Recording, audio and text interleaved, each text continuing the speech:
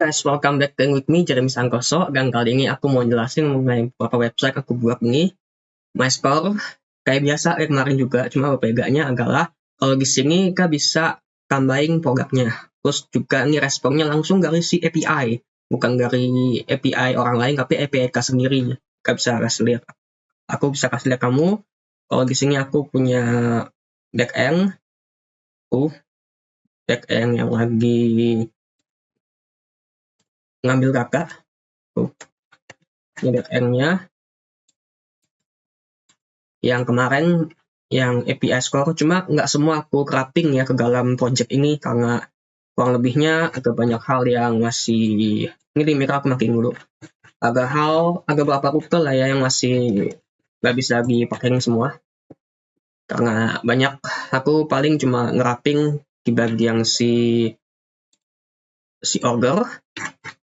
Terus ini juga responnya aku belum bisa bikin. Terus si produk, untuk produk ini aku bagian reskornya belum bisa. Untuk si bagian update-nya nih aku juga belum, karena masalah waktu lagi ya. Akunya kurang cepat lah. Kurang lebihnya gini. Cuma selain itu udah semua. Oh ya, user aku nggak masukin karena emang agak disuruhannya. Jadi intinya kayak si admin, kayak si Kamil barang itu ya, si user ambil barang dari produk, habis itu dia belanja, masukin ke si keranjang. Udah itu aja. Untuk proses check out-nya, check out harusnya punya satu kabel lagi ya. Kabelnya mungkin kabel, nah ini mungkin kabelnya kabel check out mungkin ya, kabel car sama kabel check out gitu. Nah itu agak dua kabel, jadi yang masukin keranjang itu kabel card dan satu lagi kabel check out. Cuma aku baru sampai card aja. Soalnya kan aku kemarin mikir gimana kalau misalnya dikasih apa namanya si ini kan bukan maksud gua bukan. Nah aku kemarin mikir alurnya seperti apa yang bagus tuh. Kemarin sempat aku bikin yang kayak virtual dom gimana dia langsung aja gue langsung pakai dari si produk terus masuk ke si card. Nah dari si cardnya ini dia kalau misalkan di refresh hilang. Kenapa? Soalnya dia masih masuk ke dalam stack gitu, belum masuk dalam kabel. Apakah si enaknya seperti itu? Jadi dari si card habis itu kita langsung kalau udah pasti nih udah bener-beneran oke, baru masuk langsung ke dalam si check out-nya gitu, langsung masuk ke dalam si kabel gitu. Jadi prosesnya cuma add doang, ambil ke add doang. Jadi manipulasinya di dalam si website-nya itu, manipulasi kakaknya, misalnya dia mau ngambah, mau ngubah, mau apa itu. Cuma kan balik lagi kalau misalkan dia di relog itu kan hilang semua, jadi sama aja bohong. Jadi kesimpulan ya Kak, mungkin aku harus bikin dua kabel, yang satu kabel yang si card, dan satu lagi kabel untuknya si check out gitu kurang lebihnya. Kabel check out, jadi kurang lebihnya kayak harus bikin kabel. Itu juga aku kemarin lagi mikir belakangan doang gue karena implementasinya doang itu aku masih agak bingung kayak musik mana. Cuma kalau misalkan untuk yang projectnya udah paham semua lah, musik mana itu udah paham semua. Cuma untuk logikanya aja enggak, alurnya aja musik mana ini programnya gitu masih agak bingung aja. Terus juga agak beberapa kesulitan kayak kemarin aku sempat nyimpen token di cookie tentang pas aku pakai sebentar. Mana aku? Ini di cookie, pas aku pakai di cookie aku nggak bisa narik rollnya. Kenapa? Soalnya token cookie nggak bisa dibaca. Kayak KP only ku nggak bisa diapa-apain. Nah, salah satu caranya ya aku harus dipakein satu rule lagi, namanya rule autentifikasi untuk dia bisa ngebaca role-nya gitu, kurang lebihnya. Ngebaca informasi user. Nah, kita bisa langsung aja. Gua ke gambar gimana. Oke. Kalau login. Nah, ini tokennya udah agak. Nah, ini agak add product ya. tuh ya, nih. Nah, biar lebih enak tuh keranjang ini, misalnya kamu nambahin jangan deh, KF 4 kurang, nah ya kurangin jadi gue aku aja, aku 9 ya, 9 udah ngupdate semua. Jadi setiap kali dia ngupdate aku fetch ulang gitu. Nah ini juga kurang itu bagus, kenapa harusnya dia pas ngupdate masih main-main aja di dalam si virtual GOM-nya. Nah, kalau misalkan udah masuk ke virtual GOM, udah kelar nih, udah pasti semua, baru kita eksekusi langsung ke si ininya, si GB-nya mungkin kayak gitu. Cuma ya ini aku langsung fetch aja karena aku bukunya cepat gitu. Ini juga masih agak fitur ini ya, fitur searching-nya masih aku belum buang. Jadi aku bikin dua, jadi agak fitur untuk si root ke programnya langsung, fetch all sama fetch by search gitu. Jadi ini aku masukin di sini fetch by search. Cuma di backendnya aku modifikasi, kalau misalnya nggak ada input yang masukin, dia ngambilin semua. Tapi kalau misalkan ada input yang masukin, dia baru nyari. Kalau misalkan nggak ada, baru dia nggak ada gitu. Misalnya kita tulisnya baru nggak ada progress empty. Kalau dia ini, nah jadi fungsinya mirip kayak si apa namanya, get all, tapi dengan catatan kalau misalnya dia bisa dikasih parameter query untuk searchingnya gitu. Oke, di sini kita bisa ikut, kita bisa buang juga. Misalnya nggak kasih aku buang, dia balik lagi jadi 10. Oh, oke.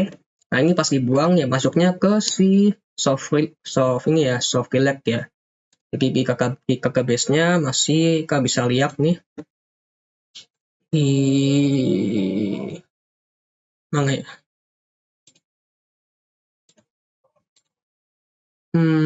Kak, nggak PG admin. Di PG adminnya kita bisa lihat di sini dia ngelain produknya, nggak bisa nyalain lagi. Oh, bukan di order, sorry, di order view row. Nah jadi dia agak soft reload. Nah dilihat all, tapi kalau misalkan dilihat all di sini tapi di dalam si ini nggak tampil nol tuh keranjangnya tuh guys, tuh nggak tampil meskipun masih ada harusnya. Itu aja sih guys. Terus kalau misalkan kita log out, oh ya jika mau tambahin dulu produknya, jika mau tambahin satu produk di sini, produk 3, intinya produk 3 lah ya, produk 3. Ini yang bagi yang CF ini baru banget aku bikin, belum kelar. Bagi yang si ininya, update-nya belum nih, baru bisa add sama gelek doang. Masalah waktu lagi, balik lagi gitu. Stoknya 10.000, add produk, itu masuk produk 3, di sini juga masuk juga produk 3. Nah terus di sini aku mau gelek nih produk 3. Nah itu ini juga salah nih, harusnya by ID. Ini aku agak salah nih bagian reloadnya. Coba nanti aku mau cek lagi di bagian sini. Nah terus di bagian sini aku kan udah lockout. Terus aku launching lagi, aku launching pakai yang punyanya si user check ya. Ini cek kan dia user bukan si admin.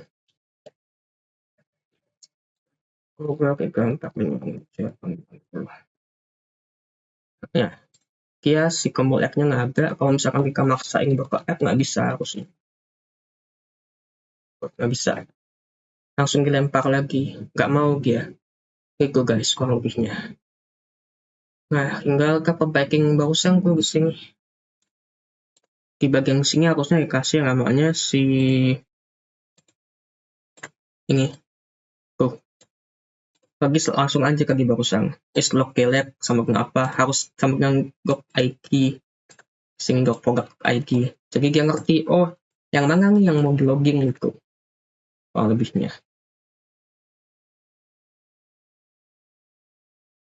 Itu aja sih guys. Oke. Aku. Nah, ya. Jadi kak bisa blok lagi satu pro. Kita bisa bekerja ke produk yang namanya party, sorry backrooms, scale 10, 100, 100,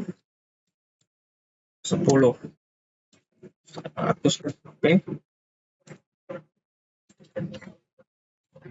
Produk kita buang lah, oke aman ya. Cuma tinggal si bagian ini belum nih, di bagian editnya. Harusnya kalau edit nanti masuknya kemari, muncul di sini, terus saya ganti baru add lagi.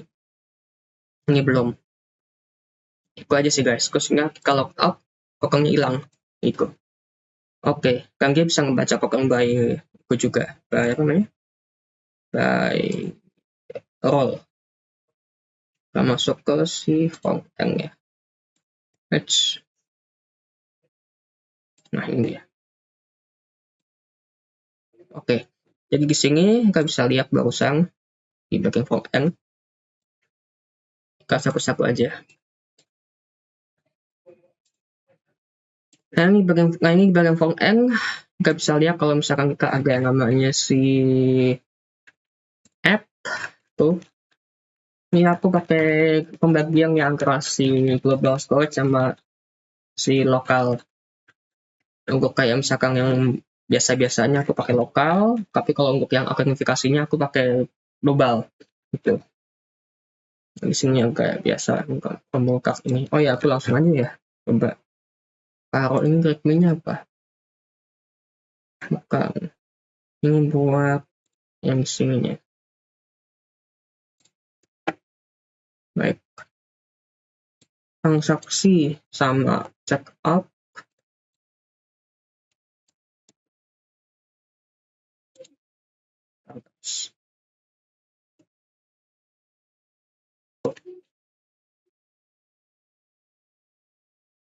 Pelan 22 agak lupa. Transaksi sama check out udah lagi berusaha, ini transaksi sama check out sama produk, jadi kita fokusnya dua aja ya.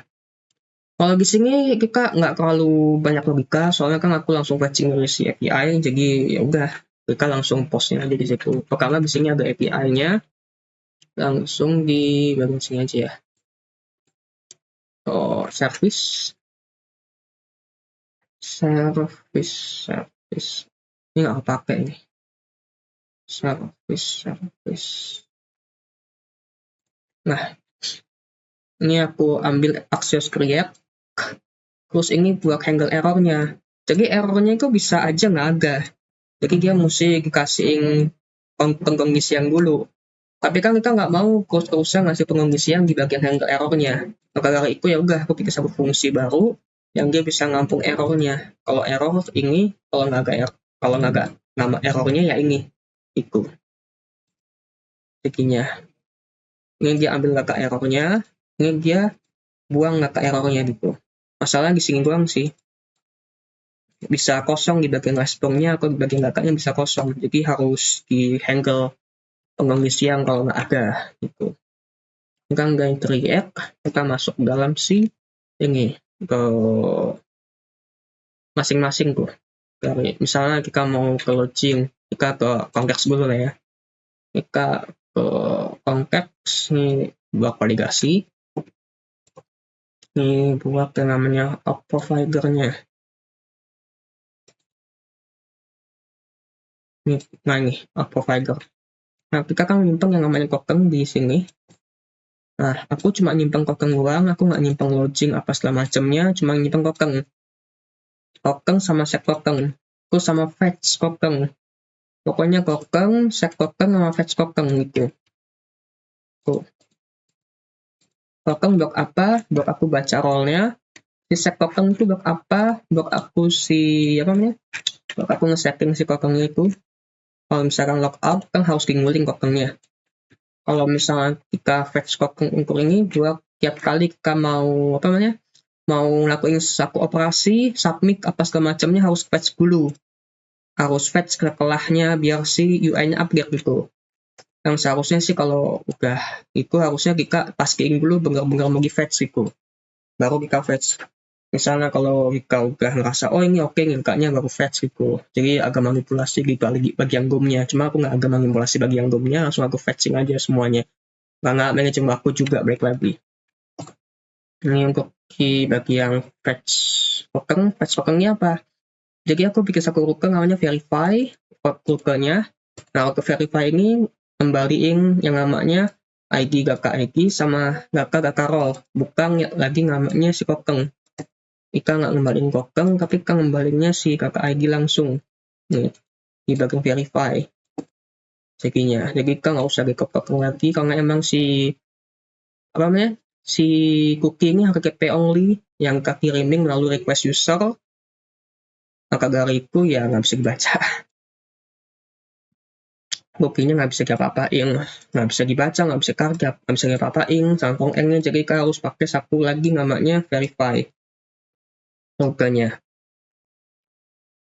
Ini Kak pakai use effect untuk yang fetch tokennya. Oke, terus ini provider. Oke, kelar. Jadi Kak bisa pakai 3 fungsi ini di bagian bawahnya, di bawah children-nya. Nah, di sini Kak bisa lihat, misalnya kita mau ke logout gitu. Kalau login dulu ya. Kita misalkan login. Tuh, kalau login kita tinggal manggil fetch token. Kalau sama, ya fetch token doang sih. Kalau misalnya login, kita set token sih nggak agak ya. Agak ya gitu aja. Jika kalau login, berarti dia langsung manggil login, ngasih email password, tapi dia nggak ngasih token. Nggak ngembaliin token. Karena dia udah pakai read cookie di bagian backend-nya. Gitu. Terus ini pakai fetch token langsung. Fetch token buat di bagian use up-nya. Misalnya kalau udah kelar semua operasinya, kita bisa fetch token tuh. Nah, 3 produk fetch token. Nah, fetch token ini bisa kita pindahin ke si finally aja. Oke ya. Tapi plus produk ini juga navigate bisa kita pindahin aja. Nah, itu. Oke, itu aja si type patch. Nah, nggak bisa pindah kemari. Tuh. Lalu juga apa lagi ya? Yang logout. Logout aku simpan di navbar. Navigasi bar.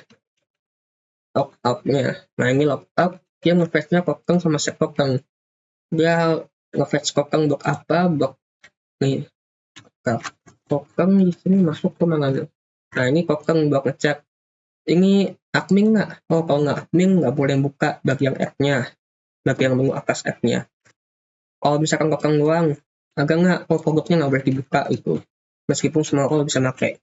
Nah, di sini logout. Jika buku set tokennya blok apa? Blok bikin null. Jika tetap aja nge-fetch blok punyanya si logout. Terus tokennya bikin null. Nah, kelar itu. Terus habis itu juga nggak perlu yang namanya si misalnya jika mau di bagian detail kan ada add product tuh. Logikanya masih sama untuk yang counternya. Kalau counter kita bisa pakai yang namanya set quantity, map itu sama. Ini juga kita ambil dari mana? Kita ambil dari si ininya product scope. Dari mana product scope? Dari balik lagi ke yang udah di fetching sebelumnya. Jadi kita makanya kita ambil dari si use case yang punyanya si product itu. Nggak usah nge-fetch lagi lah ya. Kita pakaiin si fetch apa dari si use case yang punya si product. Nah, harusnya seperti ini nih kalau misalnya kita mau yang namanya bikin card. Jadi cardnya kita ambil aja dari si apa namanya? Si use case-nya punyanya si product, nanti kita masukin dalam si card. Nah, tapi kan masalahnya balik lagi kalau misalkan si card-nya di refresh, hilang card-nya. Harusnya enggak. Tapi kita harus simpan dalam database itu, si card-nya itu. Nah, untuk check out, yaitu agak satu kabel lagi untuk check out. Oke, udah selesai konfirmasi semuanya. Terus dia mungkin ngelakuin namanya create all gitu. Jadinya create sekaligus banyak gitu. Harusnya seperti itu sih. Cuma ini belum sampai ke sana. Harusnya seperti itu. Terus ini untuk app. Kalau app ya udah kita ambil ordernya. Order ini yang card ya, jadi tadinya aku ngira card itu sama dengan order, sebenarnya beda. Ogre kart. Jadi ogre itu setelah kart. Misalnya kayak dia udah masukin dalam keranjang, berarti pas check out tuh masuk dalam ogre berarti harusnya. Itu. Si ogre ini berarti dia gunanya untuk create all. Jadi sekaligus banyak create-nya. Kan berdasarkan urutan si kartnya itu kan. Urutan si belanjaannya. Nah kalau misalkan belanjaannya banyak ya masukin semua gitu. Kurang lebihnya. Jadi kayak skemnya kak gitu. Aku nemuin konsepnya juga baru belakangan doang gitu. Jadi aku pas mau eksekusi gak kelar duluan. Ya oke lah, udah lanjut bikin kayak gitu. Terus ini order masuk ke sini ya kita tinggal ising aja user ID apa-apa kayak login aja sama. Cuma bedanya ya ini nyimpen data dalam si database gitu. Nah, kikinya ini kan kalau kiki block counter ini buat yang log act ini nul. Log app ini berdasarkan ID ya, jadi dia bisa tahu, oh ini mana nih yang ID-nya yang mau di login gitu. Who is log app kan sama dengan product ID nah itu ID maka dia bisa login itu kurang lebihnya. Terus yang kerasa sih di card-nya kan banyak JC-nya gitu ID. Ini juga sama, bedanya kalau misalkan di bagian product file dia block app nya kurang block create, kalau misalkan di sini agak update agak jelek. Itu kalau update ya sama aja, tinggal fetching aja udah, pokoknya semua logika masuk ke dalam si backend gitu. Nah agak logika di sini cuma fetching doang, fetching masukin kelar, fetching masukin kelar, karena kita langsung buka fetching gitu. Fetch filter program fetch, nah itu doang sih. Jangan lupa kasih namanya si check time out biar si logernya jalan itu. Ini yang gak jelek. Terus untuk yang si product app product form berarti masuknya ya. Ini kurang satu lagi. Kalau mau lanjutin besok sekolah cuma agak tugas lagi ya udah lah ya. Ini buat yang app-nya. Ini buat yang app-nya. Nah karena kita pakai multer, pakai yang blok gambar itu multer. Jadi kita mesti pakai namanya form gaka. New form gaka. Nah ini baru bisa masuk nih. Image form gaka pen. Kita masukin dulu dalam form gaka nih. New form gaka. Semua masukin dulu semuanya. Data gambar, nama, kategori, description, price, stoknya, kita kirimnya sebagai form gaka ke dalam si produk ini, produk form gaka. Konten type-nya multipack form gaka itu baru masuk. Kan biasanya kan ngirim sebagai JSON tuh. Sekarang kita ngirim sebagai multipack form gaka, baru bisa ngambil gambar di bagian sini gitu. Batch product aman. Batch product nggak usah 2 kali. Gitu guys, aman baru. Itu harusnya nggak kelar. Untuk delete gimana ya, sama aja. Kalau delete nggak usah pakai form gaka. Kita langsung kasih tahu ID mana yang mau delete. Udah, cek delete-nya kok selesai. Gitu guys. Itu aja sih, karena di form end tuh nggak ada logika sama sekali. Kalau logikanya masuk di back end. Untuk orang nambahin. Cuma paling mainin counter doang. Counter harus ada logika. Gitu. Kalau misalnya beda konsep, misalnya dia nggak mau dulu untuk nyimpan ke database, untuk beberapa kondisi harus dilakukan secara lokal dulu, ya itu logikanya di lokal berarti. Terus di bagian database-nya macam pemingguan untuk data yang udah jadinya, itu akang-akangnya. Itu guys, kurang lebihnya. Ya, nanti untuk si backend, front end, nah backend-nya agak lagi ya, ini backend di bagian sini. Backend, nah ini backend-nya langsung aku sambungin. Kan aku pakai yang namanya Fox nih, Fox mana? Fox tuh. Aku sambungin Fox URL-nya apa? Semua aku bisa pakai. Credential-nya crew. Nah ini masalah di sini aku tadi itu. Di bagian F, cookie parser. Nah bagian cookies ini. Agak ya.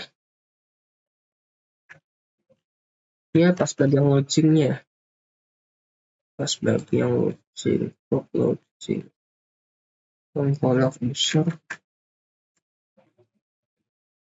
ini HTTP only-nya keruh. Gue nggak bisa sama sekali buat ngapa-ngapain ngekok si cookingnya. Nggak bisa gue gektok sama sekali. Diambil pun nggak bisa gitu, gara-gara ini HTTP only crew ini. Masalah ini. Gitu guys. Terus di bagian si uang R-nya tinggal diambil melalui bagaimana? N melalui uang N. Oh ini cukup sorry. Uang N. Nah ini dia. Tuh uang N. Uang N tinggal kita ambil melalui sini. Yang API create base URL-nya apa? Kita masukin base URL garis sini. Garis CMV. Tuh. Nah nih base URL-nya. Itu guys. Oke ya, aman harusnya. Itu aja sih. Untuk service API. Kuncinya di sini kurang, habis itu dibagi-bagi. Ini untuk yang sistem ini ya, router ya, browser router ya. Ini browser router. Jadi pakai browser router, bukan pakai yang create browser router itu beda lagi. Kalau create browser router dia bisa satu-satu. Di bagian routingnya aja nggak masukin satu-satu. Sistemnya mirip banget kayak si Context tapi beda. Kayak global scat ya, tapi beda. Cuma yang enaknya itu jadi kita udah bikin satu API. Kita bikin satu API, API-nya tinggal dipanggil aja di setiap router itu. Sama aja sih kayak gini sih. Cuma dia ngambilnya lewat si root, bukan dipanggil kayak gini manual enggak. Tapi dari si routernya masing-masing. Itu guys, thank you Kak Mongkong, sampai jumpa di video selanjutnya. Bye-bye.